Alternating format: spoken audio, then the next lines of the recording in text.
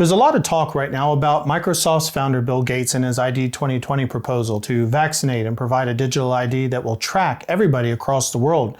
For those people who are always on the hunt looking for what technology may eventually turn into Revelation 13's The Mark of the Beast, they're now exploring ID220 as a potential candidate.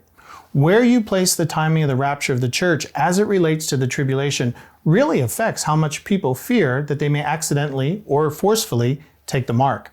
Take, for instance, a young man who visited my church's Bible study. In the middle of the lesson, he just exploded in panicky excitement, fervently exhorting us that when the time came to be beheaded by the Antichrist, to just put our heads in the guillotine and proudly have them chopped off for Christ.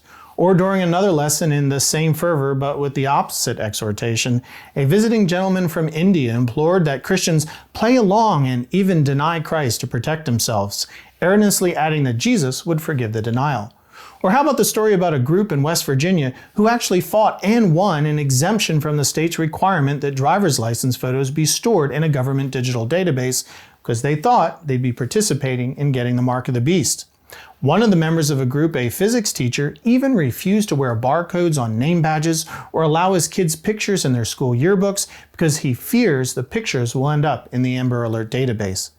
These folks fear that Christians today, the church, will be living during the prophesied 7-year tribulation, and so they comb the news daily, wondering which charismatic leader is the Antichrist, or they stockpile food and water and precious metals and survival gear in some backyard bomb shelter, and they lose a lot of sleep fearing that they may have already accidentally taken the mark of the beast.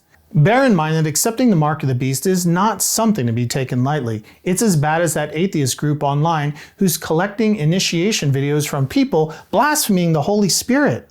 The end result of doing either of these is eternal separation from God and banishment to the lake of fire. But Revelation 13 gives us enough information for a person to know when they have taken the mark. For one, the Antichrist would have to be ruling the world. Since he's not at this time, you're good. Secondly, since the mark is the Antichrist's key to controlling world economy, and Christians are currently buying and selling, you're good. Thirdly, the mark is very visible on, not in, either the right hand or the forehead, and is easily recognized as either the name or number of the beast. Since the Apostle John couldn't read barcodes, for who can, don't fear them. Since earthquakes and meteors aren't leveling the planet and rivers and oceans aren't turning red, then the time is not right for the mark, so you're good. When it comes time to decide to accept the mark, you would know more clearly than was ever known which side you were choosing, God or Satan. The mark, pure and simple, is allegiance to Satan. No one will be tricked into taking it. You would know.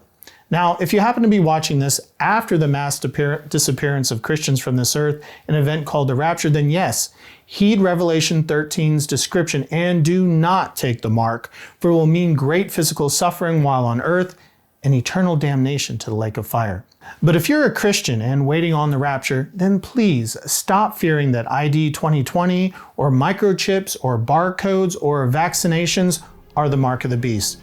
Relax and trust in God. As God comforts us in Deuteronomy 31:6, be strong and of good courage.